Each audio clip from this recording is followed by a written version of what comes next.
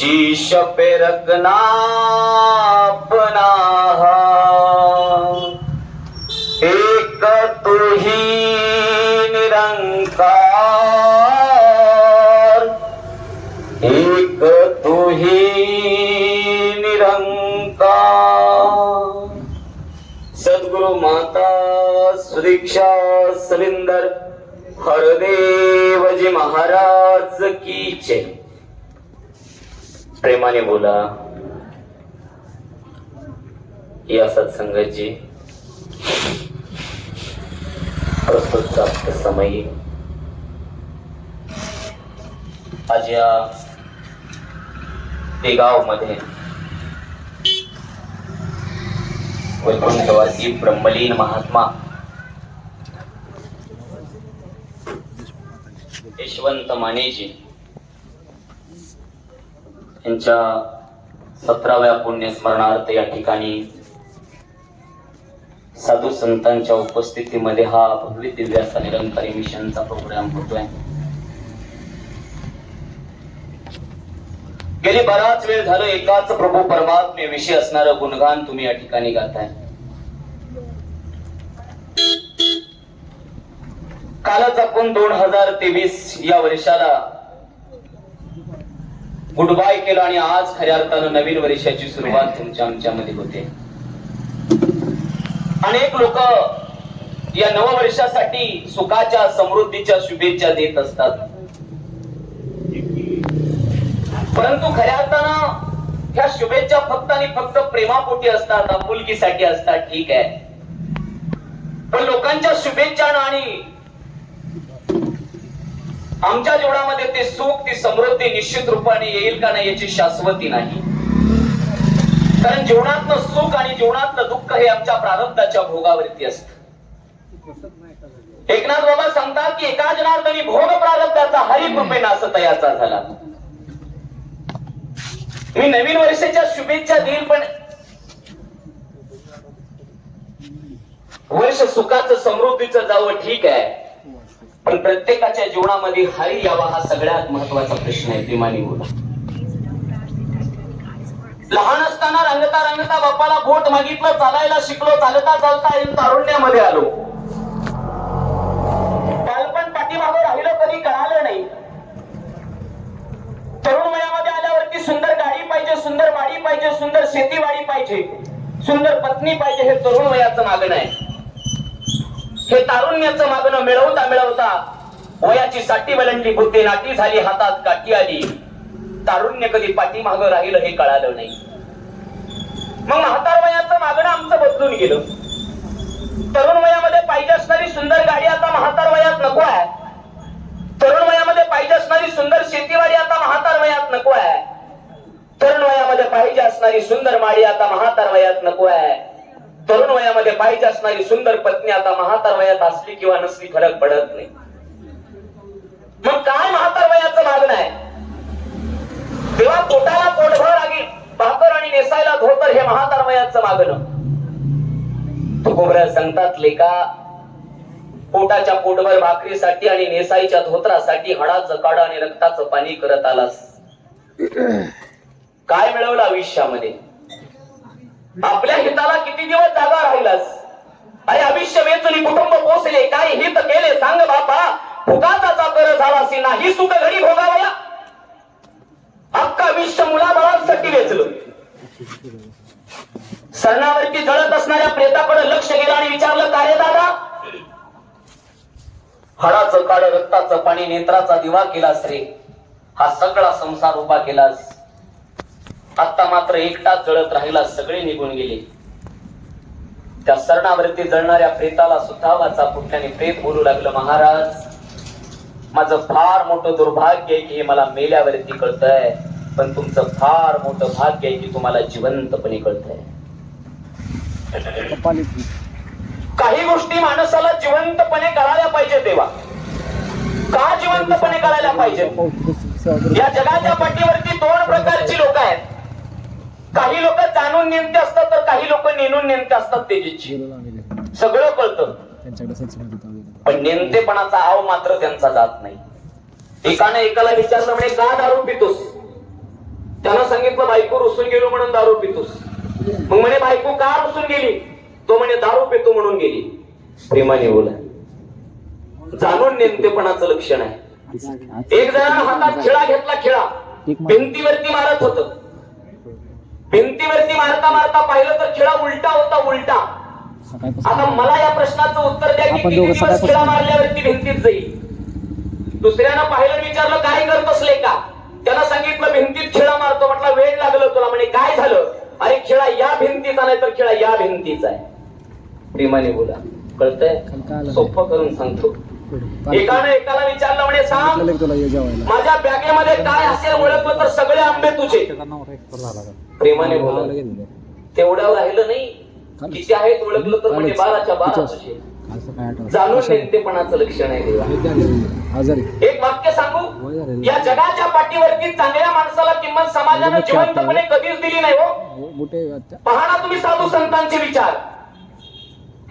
अरे जमीन जर रस्त्याच्या कडेला असेल तर जमिनीची किंमत वाढते. घर रस्त्याच्या कडेला असेल तर घराची किंमत वाढते. जागा रस्त्याच्या कडेला असेल तर जागेची किंमत वाढते. परंतु आमचा एखादा माणूस जर रस्त्यावरती आला तर त्याची किंमत मात्र कधी वाढत नाही. शुकांतिक आहे. या जगाच्या पाठीवरती सजीवापेक्षा निर्जीवाला फार मोठी किंमत झाली दादा. आणि म्हणून कुठंतरी माणसं एकमेकाला विसरून राहू लागली. सिंधुताई सपकळ सांगायच्या, या महाराष्ट्राच्या मातीत जर मोठं व्हायचं असेल तर या महाराष्ट्रामध्ये आधी माणसाला मरावं लागतं. जी माणसं मरतात ती माणसं मोठी होतात. प्रेमाने बोला. नाही महाराष्ट्राने कधी किंमत दिली साधू संतांना. 750 वर्षापूर्वी इंद्रायणी नदीच्या काठावरती माझे माऊली येऊन गेले. जोपर्यंत ज्ञानोबा होते तोपर्यंत झोपायला जागा नाही दिली समाजानं.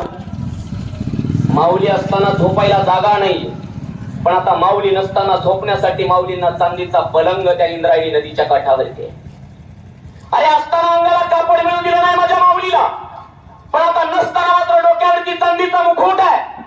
असताना पायाला चप्पल मिळून दिली नाही समाजानं, पण आता नसताना मात्र चांदीची पालखी आणि चांदीच्या पादुका आहेत माझ्या ज्ञानोबा रायाला. असताना माऊलीला जीवायला मडक जीवायला खापर समाजाने मिळून दिलं नाही, पण आता नसताना मात्र चांदीचा ताट आणि चांदीचा चमचा आहे माझ्या ज्ञानोबा रायाला. क्षमा मागून एक वाक्य बोलील ऐका. माऊली असताना माऊलीला शिवलं की पाप व्हायचं, पण आता त्याच ज्ञानोबा रायाला शिवण्यासाठी इंद्रायणी नदीच्या काठावरती 1.5 किलोमीटरची रांग आहे. तेव्हा असेपर्यंत समाजाला किंमत कळत नाही. समाजाला किंमत नसल्यावरती कळते. ऐका, 350 वर्षापूर्वीचा इतिहास सांगून जाईल महाराज. काय असतात संत, काय सांगू आता संतांचे उपकार. मधनिरंतर जागविती काय द्यावे त्या सिंहावर उतराय ठेविता हा पाय जीव थोडा. एक दिवशी तुकोबराय अभंग गात होते. मंबाजी बुवानं पाहिलं, विचारलं का हो तुकोबा, कोणी दिला अधिकार? अभंग लिहिण्याचा गाण्याचा अधिकार दिला तरी कोणी? बरं गाताय ते गाताय, बहर दिशेला गाताय, कुठं गावं याचं ज्ञान नाही तुकोबरायांना. तुकोबरायांनी हात जोडले, मंबाजी बुवा क्षमा करा. अजिबात नाही, तुम्हाला इथं क्षमा केलं जाणार नाही. मग गावातल्या पंचासमोर तुम्हाला उभा राहावं लागेल. आणि तुकोबरायाला गावातल्या पंचासमोर उभा केलं. बैसले पाटील कुलकर्णी, पाटील कुलकर्णी नावाचे पंच बसले. माझे तुकोबराया हात जोडून पंचांच्या समोर उभे. का हो तुकोबा, कोणी दिला अधिकार? अभंग लिहिण्याचा, अभंग गाण्याचा, अभंग म्हणण्याचा आणि अभंग वाचण्याचा अधिकार तुम्हाला दिला तरी कोणी? बरं गाताय ते गाताय, बहर दिशेला गाताय, कुठं गावं याचं ज्ञान नाही. पण ते तुकोबराया होते देवा. हात जोडले माझ्या तुकोबाई, सांगू लागले देवा, कोण म्हणता आम्ही गातो, कोण म्हणता आम्ही लिहितो. माझी माझ झाली अनावरी वाचा, माझी माझ झाली अनावरी वाचा, छंद या नामाचा घेतलासी, छंद या नामाचा घेतलासी, घेतलासी. देवा, विठेवरचा तो परमात्मा आम्हाला गायला लावतो. सगुण रूपामध्ये येतो, कानामध्ये बोलतो आणि निघून जातो. देवा, आपुलिया बळे नाही मी बोलत, सखा भगवंत वाचा त्याची. देवा आम्ही नाही उगाच, आम्ही लिहित नाही. तो लिहायला लावतो, तो गायला लावतो, तो सांगायला लावतो. नाही तुकोबा, इथून पुढे तुम्हाला लिहिण्याचा, गाण्याचा आणि म्हणण्याचा अधिकार नाही महाराज. बर मग जावा तुम्ही. ऐका, तुकोबऱ्यानं मान खाली घातली महाराज, आणि मान खाली घातल्यावरती तुकोबऱ्या 15 फुटावरती गेले. परत जाग्यावरती थांबले, परत महागारी आले. आता काय झालं महाराज? देवा इथून पुढे गायचं नाही, लिहायचं नाही, ठरलं आपलं. पण आतापर्यंत जेवढं लिहिलंय त्याचं काही करतो काय प्रामाणिकता आहे संतांमध्ये. असं एक काम करा, उद्या सकाळी सूर्य उगवायच्या आधी सगळी गाथा घ्या, सगळे अभंग घ्या आणि इंद्रायणी नदीच्या पाण्यात बुडवा. पाण्यात बुडवा हा शब्द ऐकला महाराज. अरे दुष्काळामध्ये बायको गेली परंतु नाही राहिले माझे तुकोबा. मंबाजी बोललं काठीला पाठीवरती मारावं, कधी डोळ्यात पाणी आलं नाही. कासाराच्या बायकून अंगावरती उठवलेलं पाणी टाकलं, पण डोळ्यात कधी पाण्याचा थेंब आला नाही. पण त्या दिवशी गाथा बुडवा म्हटल्यावरती रडू लागले तुकोबा. कोपला पाटील गावाची लोक, कोपला पाटील गावाची लोक, आता माझ भिक कोण देई, आता माझ भीक कोण घाले, आता माझ भीक. रडतायत तुकोबा. गेले घरी महाराज. गावातली लोक सांगायची, तुकोबा का लोकांच्या नादी लागतात, कशासाठी बुडवता अभंग पाण्यात. आतापर्यंत परमार्थाला विरोध करणारी अवलियाई साहेब समोर उभा राहिली तुकोबाच्या. त्यांनी मला अभिमान वाटायचा, माझा नवरा परमार्थ करतो. लहान बाळ होती लहान, मी संसार केला. तुम्हाला कधीच बाळांकडे पाहू दिलं नाही. आतापर्यंत सगळा संसार पाण्यात घातला. आता लोकांच्या सांगण्यावरून परमार्थ पाण्यात बुडवायला निघालास. तुकोबराया म्हणतात, आवले मी वचन दिलंय ग, आणि संत वचनाला बांधील असतात गावले. आडगाडीवरती पडलेले सगळे ग्रंथ घेतले देवा, सगळे अभंग घेतले, गाठोळ्यात बांधले माझ्या तुकोबानी, आणि डोक्यावरती गाठोळ घेतला आणि गेले इंद्रायणी नदीच्या पाण्याच्या किनाऱ्यावरती. इंद्रायणी नदीच्या पाण्यात गुडघ्यापर्यंत पाणी आहे, डोक्यावरती गाठोळा आहे, खांद्यापर्यंत पाणी लागलं आणि थांबले माझे तुकोबा. संत गतीनं वाहणारी इंद्रायणी पाहते. डोक्यावरचं गाठोळ काढलं, कपाळाला लावलं आणि इंद्रायणी नदीच्या पाण्यात सोडून दिलं. दिवा 1 दिवस गेला, 2 दिवस गेले, 13 दिवस माझे तुकोबराया इंद्रायणी नदीच्या पाण्यावरती बसले. 13 दिवस इंद्रायणी नदीच्या काठावरती बसणारे तुकोबा आहेत. अन्न पाण्याचा त्याग आहे. छोटीशी भाग्यवती मुलगी यायची, सांगायची, बाबा माझ्यासाठी 1 घास खावा बाबा, 1 घास. तुम्ही उपास आहे पण घरी आई सुद्धा उपास आहे बाबा. पण नाही, तुकोबरायांनी घडलं महाराज. त्याग केला अन्न पाण्याचा. आणि 14 दिवसानंतर तो सगुण साकार रूप घेऊन, बाळ गोपाळाचं रूप घेऊन तुकोबरायाच्या जवळ आला महाराज.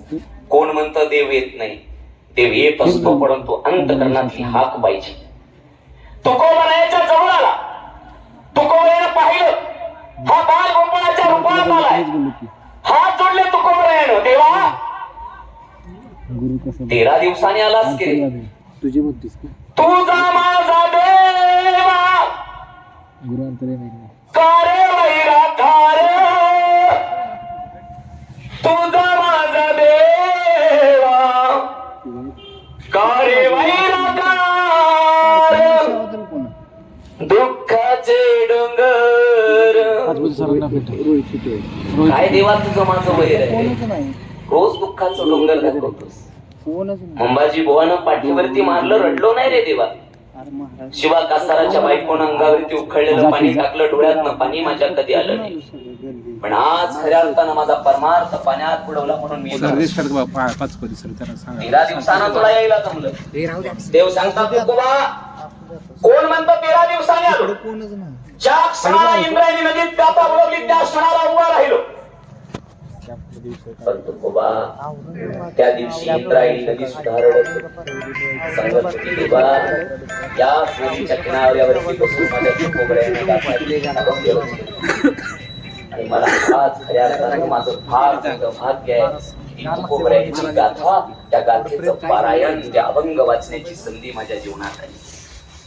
अरे इंद्रायणी नदीनं त्या ठिकाणी अभंग वाचावे आणि विश्वाच्या मालकानं त्या गाथेची पानं उलटावी, हा अधिकार संतांचा आहे.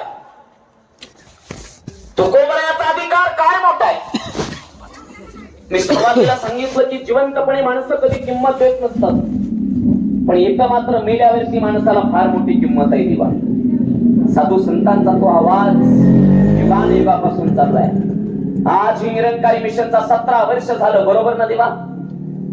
हा आवाज या ठिकाणी होतोय. काय येतात संत तुमच्या दारामध्ये? का संत या ठिकाणी आल्यावरती बोलतात?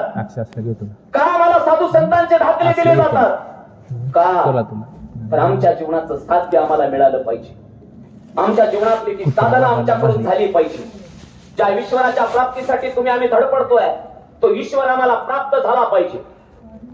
का होत नाही महाराज तो ईश्वर प्राप्त? केवळ सद्गुरूच्या कृपेनं आम्हाला देव प्राप्त होतो.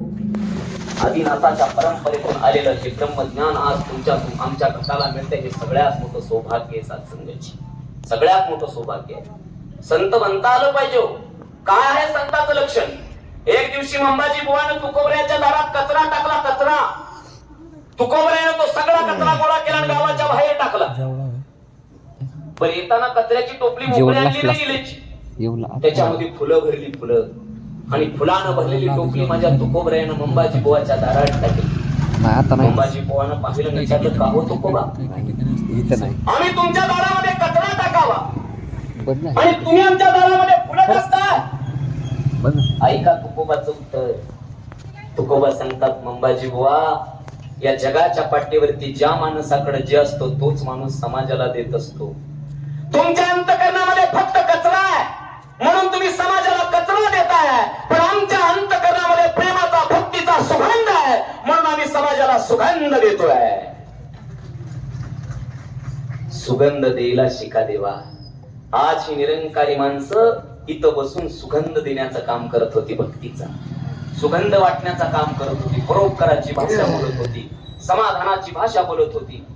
आज माझी निरंकारी मिशन तुमच्या दारात याच गोष्टीसाठी आलंय की खऱ्या अर्थानं माणसाने माणसासारखं वागलं पाहिजे. सत्संगाची ज्याप्रमाणे एखाद्या फुलाला फुल जोडल्यावरती सुंदर हार तयार होतो, त्याचप्रमाणे माणसाला माणूस जोडल्यावरती सुंदर मानवतेचं नातं तयार होतं.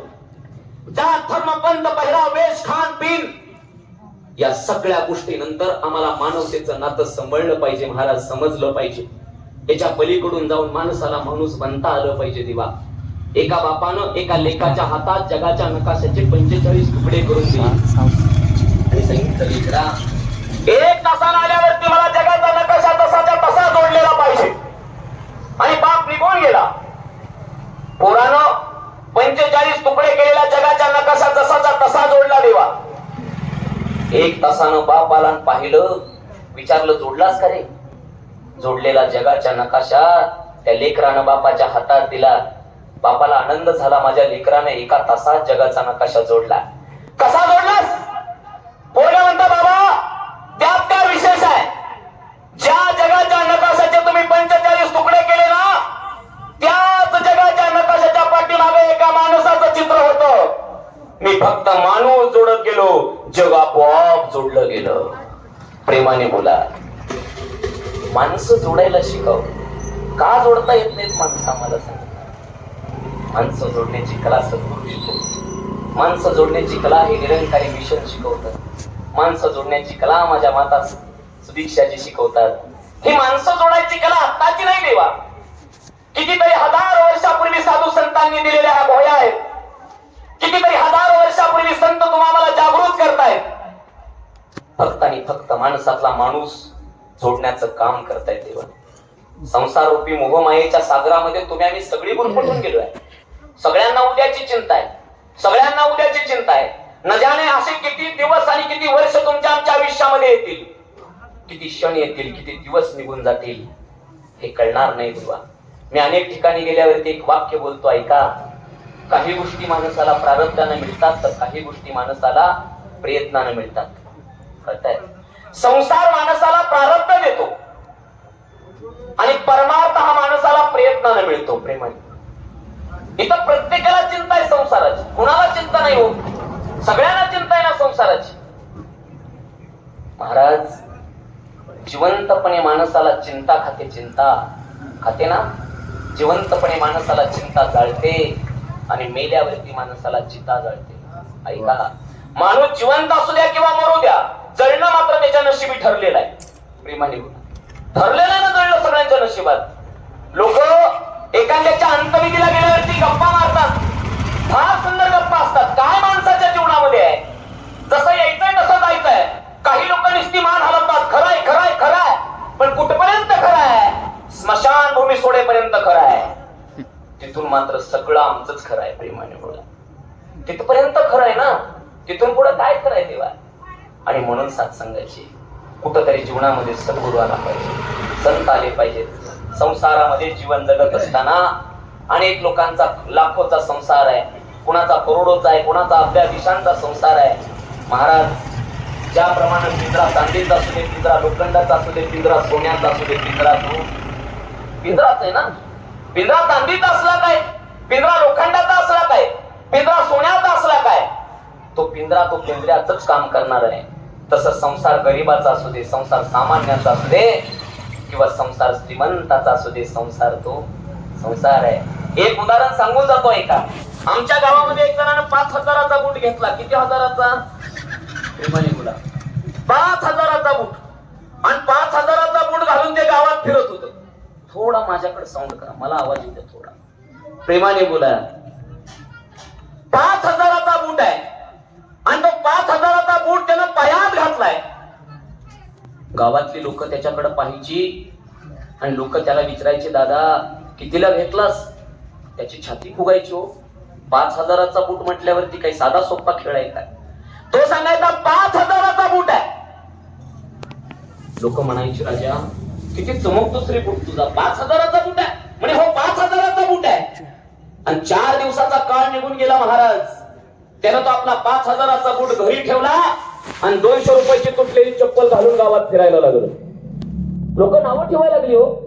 या जगाच्या पाठीवरती चांगलं करणाऱ्यालाही लोक नावं ठेवतात आणि वाईट करणाऱ्याला सुद्धा नावच ठेवतात. लोक म्हणतात, येड्या 5,000चा बूट घेतोस, घरी ठेवतोस आणि तुटलेली 200 रुपयाची चप्पल घालून फिरतोस, येडायस तो.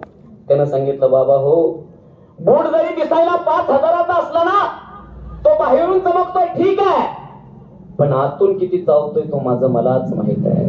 प्रेमाने बोला. अरे कुणाचा 1,000चा आहे, कुणाचा संसार 1,000 होत आहे, लाख होत आहे, कोटीचा आहे, पण तो फक्त बाहेरून चमकतोय. आतून किती चावतो तू ज्याचं त्यालाच माहित आहे देवा. कोण म्हणतो तुमच्या जीवनामध्ये सुख आहे, कोण म्हणतं जीवनामध्ये आनंद आहे. मी अनेक ठिकाणी गेल्यावरती एक वाक्य सांगून जातो ऐका, परत एकदा देगाव मध्ये सांगेल. पैसा तुम्हाला सुख देतो, पण पैसा तुम्हाला समाधान मात्र कधी देऊ शकत नाही. पैशाच्या जोरावरती 50 लाखाची मारी उभा करताल, पण त्या 50 लाखाच्या मारीचं समाधान मात्र पैसा तुम्हाला देऊ शकत नाही.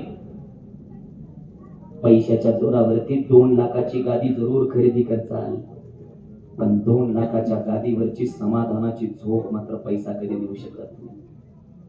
50 लाखाची मारी बांधणं माझ्या हातात आहे. 50 लाखाची मारी बांधताना कुठून मीठ आणायची, कुठून वाढवायचं, कुठला गमती सांगायचं, सगळं माझ्या हातात आहे. पण 50 लाखाच्या माडीत किती दिवस राहायचं हे मात्र प्रेमाने बोला. 10 एकराची बागायत जमीन कमावणं माझ्या हातात आहे. 10 एकराच्या बागायत जमिनीमध्ये कुठल्या प्रतीची लागण लावायची, कसा ऊस लावायचा, कुठल्या कारखान्याला घालायचा, सगळं माझ्या हातात आहे. पण कारखान्याचं बिल येईपर्यंत मी राहतोय का नाही? प्रेमाने बोला. 40 लाखाची गाडी घेणं माझ्या हातात आहे. 40 लाखाच्या गाडीमध्ये कुठल्या बँकेचं लोन करायचं, फायनान्स कुठलं चढवायचं, सगळं माझ्या हातात आहे. पण 40 लाखाच्या गाडीची स्टेअरिंग माझ्याच हातात किती दिवस ठेवायची हे मात्र माझ्या हातात नाही. माडी जरी 50 लाखाची असली ना देवा, ज्या दिवशी या 3.5 हाताच्या देहातून आत्मा जातो ना, त्या दिवशी तुम्हाला 50 लाखाच्या माडीत नाही तर घराच्या समोर ठेवतात ना. कुठं ठेवतात तुम्हाला? आता आमच्या इकडे तर बाबा ठेवतात ओठ्यावरती. तुमचं मला माहित नाही, आहे की नाही? 2 लाखाचं बाथरूम आहे. किती लाखाचं? 2. त्याला चांदीचा कोक आहे. रोज आंघोळ करायला लायबॉयची साबण आहे. क्लिनिक प्लसचा शॅम्पू आहे. पण ज्या दिवशी 3.5 हाताच्या देहातून आत्मा जातो ना देवा, त्या दिवशी मात्र शेवटची अंघोळ अंगणात आहे ना, अंगणातच आहे ना. आणि म्हणून सांगतो महाराज, 40 लाखाची मर्सिडीज तर समोर उभा असेल ना, 2 कोटीची मर्सिडीज आहे, पण जाताना मात्र मी अनेक ठिकाणी गेल्यावरती सांगतो तेजेची, नाही तुम्हाला हजारो माणसं जोडता आली तर नका जोडू, नाही तुम्हाला लाखो जोडता आली तर नका जोडू, पण जीवाभावाची 4 जोडा नेणारी प्रेमाने बोला. तुकोला संतात करे विश्रांतीचा ठाव, काही संतांची अभाव, कुठे विश्रांती आहे माणसाच्या जीवाला. साधू संतांनी या जीवाला नाही, या शरीराला नाही तर जीवाला विश्रांती मागितली. शरीराला विश्रांती अजिबात मिळत नाही देवा. हाय का विश्रांती? अजिबात नाही. सकाळी झोपेतून उठल्यापासून ते संध्याकाळी झोपेपर्यंत माणसाला चिंता आहे. नव्हे तर जन्मल्यापासून ते मरेपर्यंत विश्रांती नाही या देहाला. पण विषावाला मात्र टेकवतात माणसं. का टेकवतात याचं गुपित सांगून जाईल देगाव मध्ये. दोघालाही ओझं झालेलं असतं मागच्याला आणि पुढच्याला. प्रेमाने बोला, ऐक नाही. म्हणून जीवा भावाची जोडा तिथं गेल्यावर सुद्धा म्हटली पाहिजेत, नको बाबा मागल पुढं. प्रेमाने बोला. म्हणून जीवा भावाची जोडा सत्संगाची. आज खऱ्या अर्थानं महात्मांचं पुण्यस्मरण होत आहे. मी पुण्यस्मरणावरती 15 मिनिटं शेवटी बोलणार आहे. प्रेमाने बोला. का संतांच्या उपस्थितीमध्ये पुण्यतिथी साजरी करायची? भगवंताची साजरी होते ती जयंती होत असते, साधू संतांची साजरी होती ती पुण्यतिथी होते, आणि माणसांची होते ते श्राद्ध. प्रेमाने बोला, आहे ना, श्राद्धच होतं ना.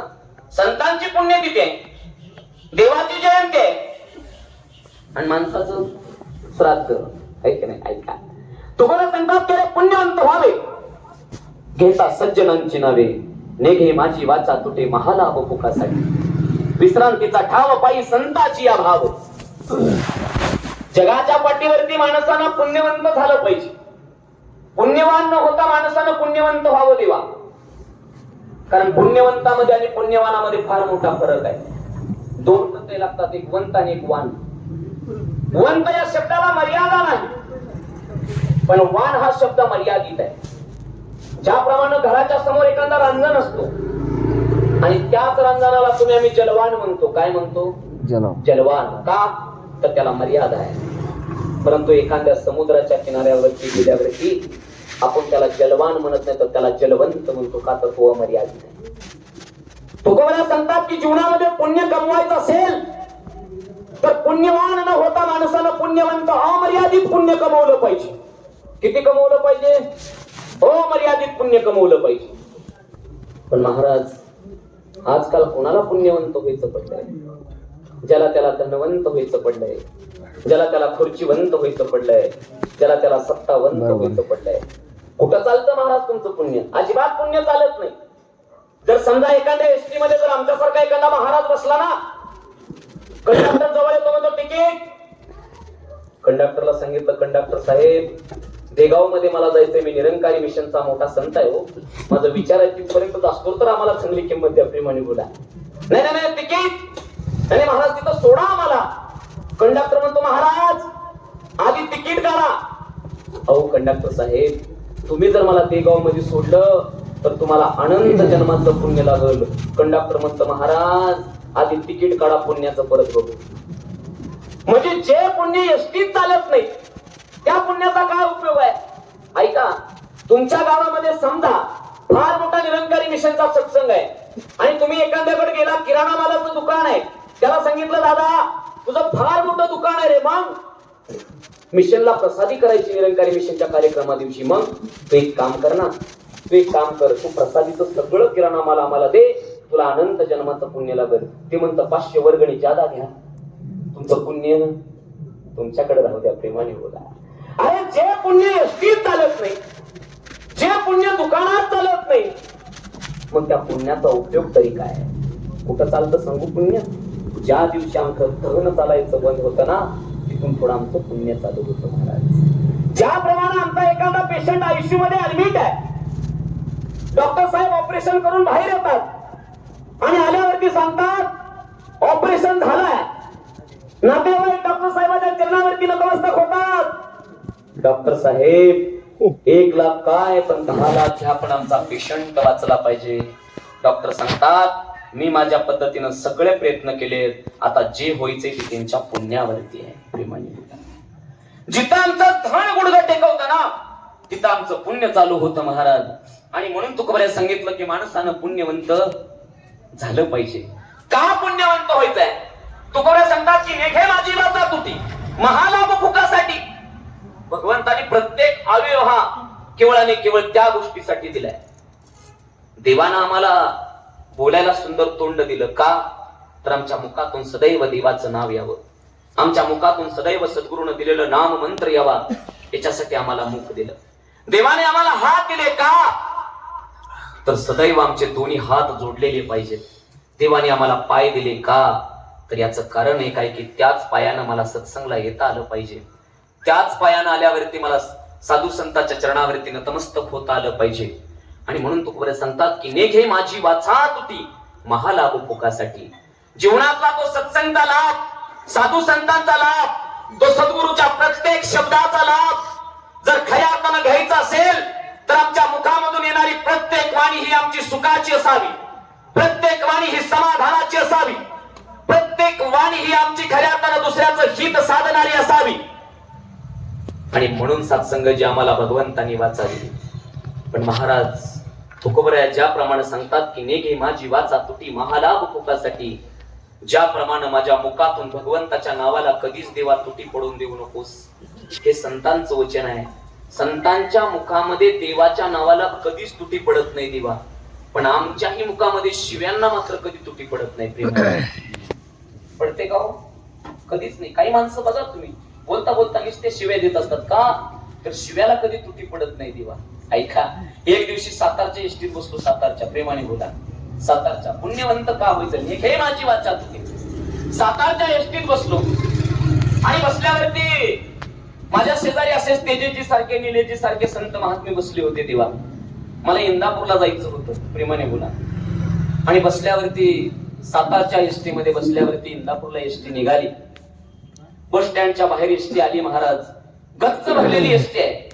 आणि जशी एसटी बाहेर आली तसं ड्रायव्हरनी ब्रेक दाबला आणि एसटी जाग्यावरती थांबली. आणि सत्संगजी सगळ्यांना इकडून तिकडून, कोणी खिडकीतून पाहतोय, कोणी दरवाजातून पाहतोय. तर त्याच एसटीला एक भली मोठी अशी पुतना मावशी आडवीच उभा होती. पुतना मावशी, कळतंय ना? हा, भली मोठी पुतना मावशी आडवी आहे. एसटी जाग्यावरती थांबली गेली. बिचारी पळतच एसटी मध्ये घुसली. दरवाजा उघडला. जशी एसटीत आली महाराज, येता येता शिव्या देतच आत आली. नेघे माझी, प्रेमाने बोला, शिव्या देत आतमध्ये आली. सगळी माणसं तिच्याकडे पाहायची. पुतना मावशी त्यांच्याकडे पाहायची, सगळी तिच्याकडे पाहायची, मावशी त्यांच्याकडे पाहायची. मला मात्र घाम सुटला होता. का? तर माझ्यापाशी एक सीट मोकळ होत. प्रेमाने बोला. मी विचार केला, आता काही झालं तर ही पुतना मावशी आमच्याच जवळ येणार. कशी तरी रस्ता काढत माझ्या जवळ आली महाराज. आल्यावरती मी सांगितलं, मावशी बसा माझ्या शेजारी. महाराज बसता बसता सांगून गेली, अरे मुडद्या आताशी बस म्हणतोय. नेघे माझी वाचा तुटी सदैव मुखातून शिवे. पण आता महाराज बोलून बोलून काय गेली हो, बोलून मुडद्याच म्हटली ना गेलीची. वेगळं काय बोलली का? या 3.5 हाताच्या देहातून आत्मा गेल्यावर त्याला काय म्हणतात? खरं बोलली का खोटं? खरंच बोलली ना. आणि बसले शेजारी महाराज.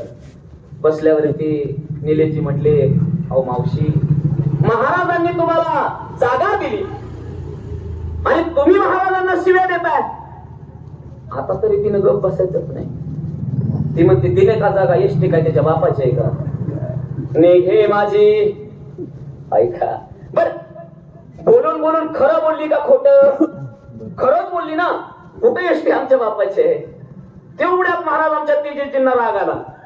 तेजस्वी म्हणले मावशी अहो तुम्ही त्यांना शिव्या देताय ना, ते महाराज आहेत.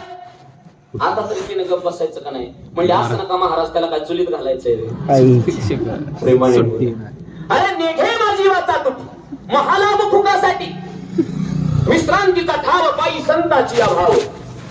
महाराज भगवंताचं नाव निघालं पाहिजे. या जगाच्या पाठीवरती माणसासारखा अपवित्र देह कोणाचा नाही. बरं लिहून घ्या माझ्या, कोणाचाच नाही. सद्गुरू आम्हाला शिकवतात तेऱ्या, ज्या माणसाच्या देहावरती तुला फार मोठा गर्व आहे ना, ज्या माणसाच्या शरीरावरती तुला फार मोठा गर्व आहे, तुझ्या दिसण्यावरती तुला गर्व आहे, तुझ्या केसावरती तुला गर्व आहे, तुझी कपडे घालतो त्याच्यावरती तुला गर्व आहे, पण आई माणसाच्या देहासारखा अपवित्र देह जगाच्या पाठीवरती दुसरा कोणाचाच नाही लेखा. का माणसाचा देह अपवित्र आहे?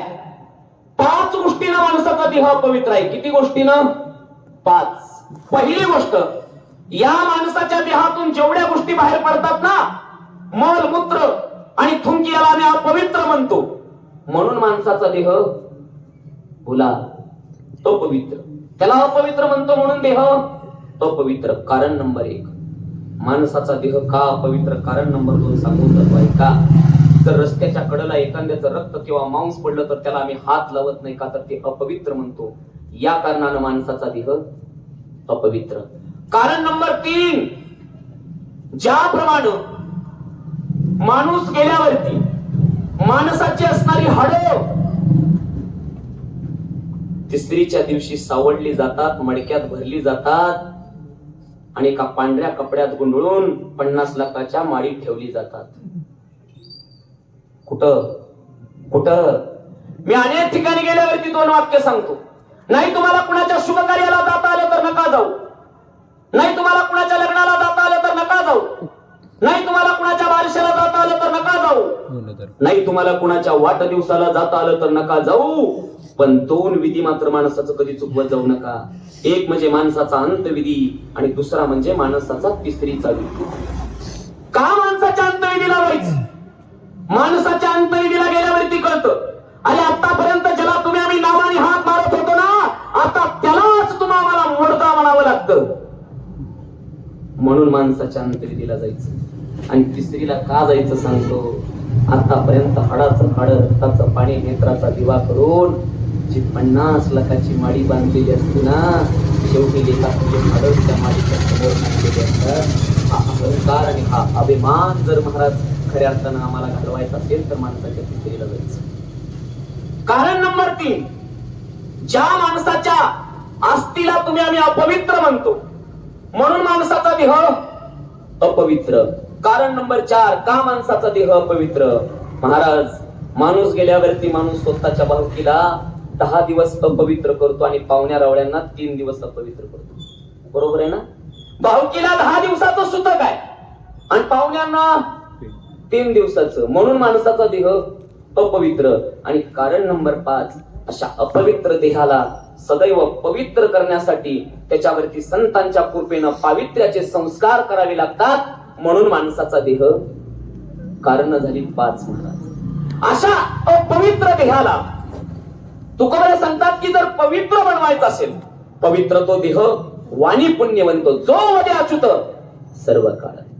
तुकोबरे सांगतात अशा अपवित्र देहाला जर पवित्र बनवायचं असेल तर अशा साधू संतांची गरज आहे, निरंकारी मिशनची गरज आहे, सद्गुरूची गरज आहे. ज्या दिवशी तुम्ही सद्गुरूच्या चरणावरती नतमस्तक होतात, ज्या दिवशी तुम्ही संतांच्या चरणावरती नतमस्तक होतात, असा अपवित्र देह सुद्धा तुमचा पवित्र बनल्याशिवाय राहत नाही. सत्संगाची कळालं पाहिजे. खऱ्या अर्थानं आमचा देह पवित्र बनण्यासाठी आमच्या मुखातली वाणी सुंदर पाहिजे, आमचं खाणं सुंदर पाहिजे. देवा आम्हाला खाता आलं पाहिजे चांगलं. ज्या दिवशी अर्जुनाचा बाण लागला आणि महाभारतामध्ये पितामह भीष्म धरतीवरती पडले, अंगातून रक्त निघताय आणि पितामा भीष्म धर्म आणि नीतीच्या गोष्टी बोलू लागले. एक जणाने विचारलं, म्हणे पितामा, ज्या दिवशी द्रौपदी मातेचं वस्त्र हरण होत होतं त्या दिवशी तुमची नीती आणि तुमचा धर्म कुठे गेला होता? आता तुम्ही नीती आणि धर्माच्या गोष्टी करताय. पितामा सांगतात, राजा हो, ज्या दिवशी द्रौपदीचं वस्त्र हरण होत होतं ना, त्या दिवशी कौरवांच्या खाल्लेल्या अन्नाचं रक्त माझ्या अंगात होतं. पण आता मात्र अर्जुनाच्या बाणानं ते सगळं अशुद्ध रक्त बाहेर पडलं आणि मला नित्य आणि धर्म कळू लागला. प्रेमाने बोला. अशुद्धता बाहेर पडली पाहिजे, विकार बाहेर पडले पाहिजे, षडविकारांचा ऱ्हास झाला पाहिजे. काय करतो सद्गुरु जीवनात येऊन? सद्गुरु माणसाला माणूस बनवतो. निरंकारी मिशनचे संत काय करतात सांगून जायला ऐका देवा. षडविकारांचा ऱ्हास करतात सत्संगाचे. मी अनेक वेळा सांगतो की साधू कोणाला म्हणायचं? ज्यांनी 6 विकारांना आदू केलं त्याचं नाव साधू आहे. बरं, ज्यानं 6 विकारांना धारण केलं त्याचं नाव साधारण, ज्यांनी 6 विकारांना मान्य केलं त्याचं नाव सामान्य, आणि ज्यांनी 6 विकारांचा अंत केला त्याचं नाव संत. प्रेमाने बोला. साधू कळाला पाहिजे हो. साधू थोर झाना, साधू थोर झाना, साधू थोर जाना कलियुगी. या कलियुगामध्ये साधूला थोर म्हटलं महाराज. आणि आज आमच्या जीवनामध्ये निरंकारी मिशन, आज आमच्या जीवनामध्ये माताजी सुद्धा सांगतात की संत थोर आहेत. काय माताजींचा आश्रय? तुकोबरे सांगतात की जिचे पिढे बाळ प्राण तियेचा विकळत, ऐसा मातेचा स्वभाव, सूत्र दोरी एक जीव, सुखाची विश्रांती उमटे मातेची या चित्ती. तुका म्हणे संत तुम्ही बहु कृपावंत. ज्याप्रमाणे एखाद्या लेकराला पीडा झाली, एखाद्या लेकराला दुःख झालं, एखाद्या लेकराला यातना झाली, तर ती दुःख, ती पीडा, ती यातना फक्त लेकरापुरती नसते, तर त्याची पीडा त्या आईला सुद्धा होत असते. इथे बसलेल्या निरंकारी मिशनच्या एकाही संताला पीडा होऊ द्या, एकाही संताला दुःख होऊ द्या, ती दुःख आणि ती पीडा घालवण्याची ताकद फक्त आणि फक्त माझ्या सद्गुरू मध्ये आहे. महाराज, मला एक जणानं प्रश्न केला, देवा निरंकारी मिशनचं ब्रह्मज्ञान घेतलं याचा अर्थ तुम्हाला दुःख होत नाही का? होतं ना महाराज. ज्याप्रमाणे एखादा माणूस जर पोट दुखतंय म्हणून जर हॉस्पिटल मध्ये गेला, डॉक्टर साहेबांनी विचारलं काय होत आहे, म्हणे पोटात दुखतंय, मग ऑपरेशन करावं लागेल. आणि त्याच डॉक्टरांनी ऑपरेशन करण्यासाठी त्याला खाटावरती घेतलंय, भूल येण्याचं इंजेक्शन न देता पोट फाडलं तर किती मोठ्या यातना होतील ना?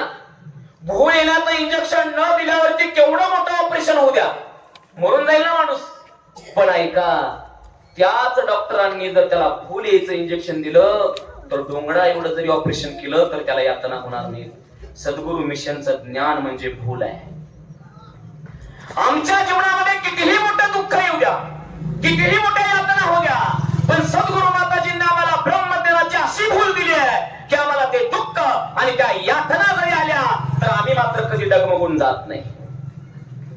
म्हणून जीवनामध्ये ते ज्ञान पाहिजे, म्हणून जीवनामध्ये सद्गुरु संत पाहिजेत, म्हणून जीवनामध्ये आमचे हे संत पाहिजेत. देवा का निरंकारी मिशन वेगळं आहे म्हणतात संत? का, कशासाठी हो?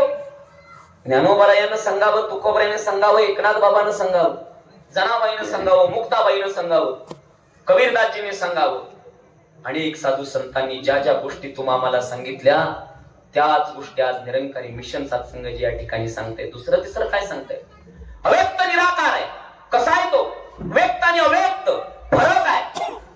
साठविला हरीची ही हृदय मंदिरी, त्यांची सरली एरधार, झाला सफळ व्यापार, हरियाला हाता मग कैसी भय चिंता. तुकोबराय सांगतायत. 4 प्रश्न आहेत तुकोबरायांचे तेलीचे. पहिला प्रश्न, ज्या हरीला साठवायचा आहे तो हरी आहे का? दुसरा प्रश्न, जर तो असेल तर का साठवायचा? तिसरा प्रश्न, जिथं साठवायचंय तो तिथं बसेल का? आणि चौथा प्रश्न, त्याला साठवल्यावरती फायदा काय होईल?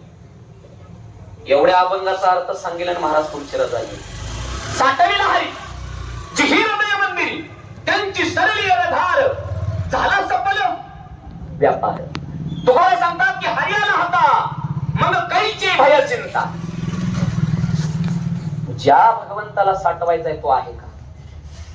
आता महाराज, देव आहे याच्यासाठी देव आधी दिसला पाहिजे.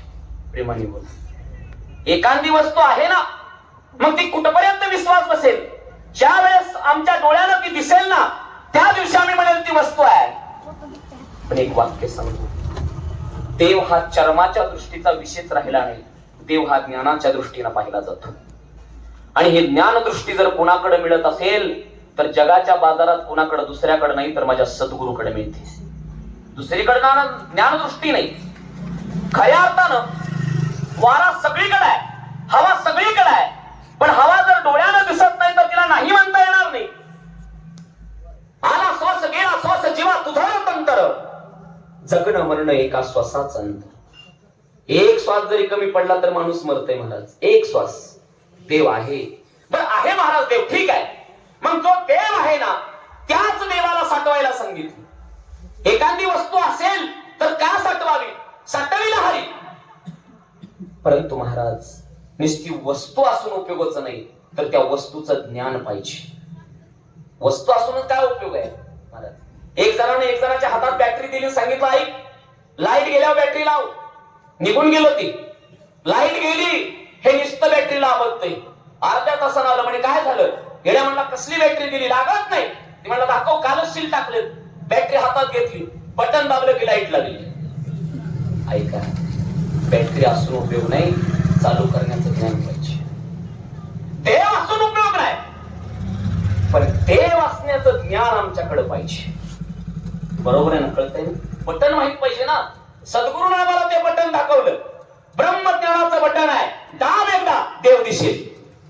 दाब. महाराज तुकोबा सांगतात की साठविला, पण कुठं? जिहे हृदय मंदिर. मोठी वस्तू छोट्यात साठवता येते देवा. मोठी वस्तू छोट्यात येते का साठवतात? अजिबात नाही. मोठ्या वस्तूत छोटी वस्तू बसते, पण बारकीत मोठी बसत नाही. हृदय एवढं छोट आहे, देव एवढा अव्यक्त आहे. तुकोबा सांगतात की साठविला हरी, पण कुठं? जही हृदय मंदिर. या हृदयाच्या मंदिरात देवाला कसं साठवता येईल? मोठी वस्तू छोट्यात बसणार नाही, छोटी बसेल ना मोठ्यात. मग तुकोबा यांनी का सांगितलं हृदयात साठवायचं? तर ऐका, ज्याप्रमाणे रस्त्यानं चालताना एखाद्याचं जर पॉकेट आम्हाला सापडलं पैशाचं आणि त्याच्याजवळ आम्ही दिलं आणि त्याला सांगितलं दादा तू रस्त्यानं चालला होता, तुझं पॉकेट आम्हाला सापडलं, याच्यामध्ये एवढे पैसे आहेत. तेवढ्यात त्याला एक फोटो दिसला महाराज, 1x1 इंचाचा तो फोटो आहे. त्याला सांगितलं कोण रे? तू म्हटले माझे वडील. वडील? अरे कालच पहिले 7 फुटाचे होते, पण आता 1 इंचाचे कसे झाले? त्यानं सांगितलं महाराज तुम्हाला वेळ लागला. म्हणे काय झालं? अहो वडील 7च फुटाचे आहेत. मग त्या 7 फुटाच्या वडिलाला 1 इंचाचं करण्यासाठी कॅमेरा नावाचं माध्यम आहे. अव्यक्त निराकाराला हृदयात साठवायचं असेल तर सद्गुरु नावाचं माध्यम आहे. अव्यक्त आहे ना तो, त्याला व्यक्त केलं महाराज. जो आतमध्ये आहे, जो बाहेर पण आहे. आणि म्हणून महाराज सद्गुरु आमच्यावरती कृपा करतात, सद्गुरु आमच्यावरती दया करतात. ऐका, एक वाक्य सांगून जाईल. मी सुरुवातीला सांगितलं की मागणं जीवाचा स्वभाव आहे. प्रेमाने मागणं जीवाचा स्वभाव आहे. जीव सदैव मागत असतो, सदैव. मागताना तुम्ही आम्ही सगळीजण देवाच्या दारामध्ये इतर निरंकारी मिशन मध्ये आल्यावरती, सत्संग मध्ये बसल्यावरती, सद्गुरु पाशी गेल्यावरती सदैव लोक मागत. जीवाचा स्वभाव मागणं आहे. कधीच न मागणं हा संतांचा बाण आहे. ऐका, 3 फरक समजा. सतत मागणं हा जीवाचा स्वभाव आहे, कधीच न मागणं हा संतांचा स्वभाव आहे, आणि एखादा नसल घेत तर त्याला आग्रह करणं हा देवाचा स्वभाव आहे. काय बोल मी? सदैव मागायचं. जीवाचा स्वभाव म्हणजे सदैव मागायचं, सारखं मागायचं. एक बात सांगू, देव मागल ते कधी देत नाही, देव लागल ते देतो. बरोबर. मागायला तुम्ही काही मागचाल. एखादा विमान मागल ना, विमान सीएनजी वर आले असं मी बघितलं नाही. प्रेमाने बोला, सीएनजी वरती आल्यावर परवडेल देवा. ऐका नाही, आता परवडायचं नाही. बर दिलं तर ठेवायचं कुठं? बर ठेवलं तर 2 लाखाचा ड्रायव्हर कुठला आणाल त्याला? ऐका ऐका महाराज, मागणं जीवाचा स्वभाव आहे. जीवाचा स्वभाव मागणं. कधीच ना मागणं हा संताचा स्वभाव आहे. संत कधी मागत नसतात, पण एखादा घेत नसला तरी घे म्हणणं हा देवाचा स्वभाव आहे. परंतु महाराज काही होऊ द्या, लोक म्हणतात की पिंड जळेल पण सुंब जाणार नाही. जळेल, माणसाचा पिंड जळेल, पण सुंब मात्र म्हणजे कधीच जळणार नाही, स्वभावात बदल कधी होत नाही. हे ग्रामीण भागातली लोक म्हणतात, कुत्र्याचं शेपूट नळीत घाला वाकडं. पंढरपूरला गेलो एक दिवशी, पंढरपूरला पहाटेची वेळ होती, घरी यायचो तुम्हाला. ते टांगेवाला झोपलं होत 5 वाजता पहाटे. टांगेवाला झोपलेलं टांगेवालं होतं, झोपलेलं. उठ म्हणले. ते घरबडून जाग झालं. म्हणजे काय करायचंय? काय नाही म्हटले, मला स्टँड वरती सोड. 2 किलोमीटर अंतर होतं स्टँड वरती. उठलं महाराज, डोळं चोळलं आणि बसलो टांग्यात. बसा म्हटले, बसलो. 5 फुटावरती टांगा गेला, 5 फुटावरती. थांबलो घोडं जाग्यावर. आता टांगेवाल्यानं ओळखलं काय भानगड झाली ती. ते खाली उतरलं, घोड्यापाशी डान्स केला, परत येऊन बसलं, परत घोडं चालायला लागलं. परत 25 फुटावरती गेल्यावरती घोडं थांबलं, परत उतरलं, परत नाचलं, परत बसलं. 15 मिनिटं नाचलं ती. मी म्हटलं, लेखा माझं लगीन झाले, कशाला नाचतो 10 वेळा? त्यानं सांगितलं, महाराज ह्या चूक तुमची नाही म्हणे. मग काय झालं? तुम्ही एवढ्या घाई गडबडीनं माझ्याकडे आला. माझ्याकडे 2 प्रकारचं घोडं आहे, एक म्हणजे वरातीचं, दुसरं म्हणजे टांग्याचं. तुम्ही गडबडीत आला, मी टांग्याचं झोपणे म्हणजे वरातीचं झोपलं. प्रेमाने बोल. आता वरातीचं नाचल्याशिवाय जाणार नाही. स्वभावात बदल केला पाहिजे महाराज. सद्गुरु जीवनात येतात, स्वभावात बदल करतात. सद्गुरु जीवनात येतात, माणसाला माणूस बनवतात. सद्गुरु जीवनात येतात, खऱ्या अर्थानं ब्रह्मज्ञानाची प्राप्ती करून देतात. सद्गुरु जीवनात येतात, खऱ्या अर्थानं आम्हाला त्या गोष्टी देऊन जातात. सद्गुरु जीवनामध्ये येतात, ती दृष्टी देऊन जातात की ज्या दृष्टीतून मानवतेचं कल्याण आम्हाला दिसतं. सद्गुरु जीवनामध्ये येतात, सगळ्या गोष्टी आम्हाला देऊन जातात. ऐका, एवढी कृपा सद्गुरु करतात. 17वं होत आहे. आनंदाची गोष्ट आहे महाराज. महाराजांनी सुरुवातीला सांगितलं की 17 वर्ष झाली देवा. आज प्रत्येक वर्षाच्या पहिल्या दिवशी निरंकारी मिशनचे साधू संत या ठिकाणी येत असतात. गोड असे महाराज अमृतवाणी, गोड असे त्यांचे विचार, गोड असे त्यांचे रसाळवाणी या ठिकाणी बोलून जात असतात. संत जीवनामध्ये आल्यावरती आमच्या जीवनाचा महाराज तो पर्व काळ चालू होतो. संत जीवनामध्ये आल्यावरती आम्हाला त्या गोष्टी कळतात. संत जीवनात आले पाहिजे देवा. का संत जीवनात यावे? संत जीवनात आल्यावरती खऱ्या अर्थानं जीवनाचा आनंद समजतो. आणि म्हणून महाराज निरंकारी मिशनचे संत या ठिकाणी उपस्थित आहेत. त्याचबरोबर जाता जाता माताजी एक गोष्ट म्हणजे, माताजी दया करा, कृपा करा. जेवढे सगळे इथं आलेत ना, सगळ्यांवरती प्रेमाचा, कृपेचा, सुख दुःखाचा नाही म्हणणार महाराज. सुख आणि दुःख हे प्रारब्धावरती आहे. हे प्रारब्धाचं दुःख जर संपवायचं असेल, हा प्रारब्धाचा भोग संपवायचा असेल, तर ज्याप्रमाणे आमचे नाथबाबा सांगतात की एका जनित भोग प्रारब्धाचा हरी कृपे नाशदयाचा झाला. माताजी यांना काय द्यायचं असेल तर फक्त आणि फक्त हरीची कृपा यांच्यावरती होऊ द्या. मग निश्चित रूपानं प्रारब्धाचा भोग केल्याशिवाय राहणार नाही. तर या ठिकाणी सत्संगजी दासला बोलवलं. या जाता जाता एक वाक्य सांगून जाईल की कार्यक्रमासाठी उपस्थित असणारे या गावचे सरपंच, उपसरपंच, सर्व सदस्य ज्यांनी या कार्यक्रमासाठी फार मोठं योगदान दिले, सर्वांच्या चरणावरती नमस्कार होतो. त्याचबरोबर त्यांच्याही चरणावरती नतमस्तक होतो. या माने परिवारानं या ठिकाणी दासला बोलवलं, त्यांच्याही चरणावरती नतमस्तक होतो. उपस्थित असणारे सर्व पुऱ्यांचे महाराज, या ठिकाणी उपस्थित असणारे सर्व विचार प्रचारक, गायक महात्मा या ठिकाणी आहेत. आमचे कंशे जे आहेत त्यांनाही दासला ऐकायचं होतं. आमचे तेजेश जे आहेत त्यांनाही दासला ऐकायचं होतं.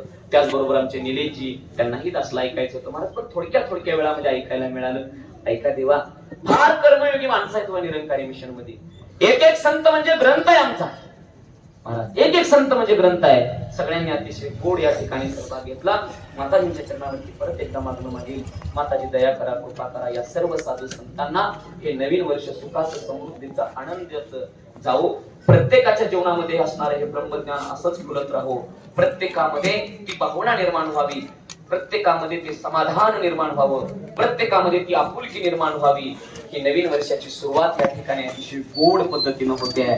असंच सत्संगजींच्या जीवनामध्ये सगळ्या गोष्टी यांना मिळत जाऊ. एवढं मागणं मला या ठिकाणी प्रेमाने बोला.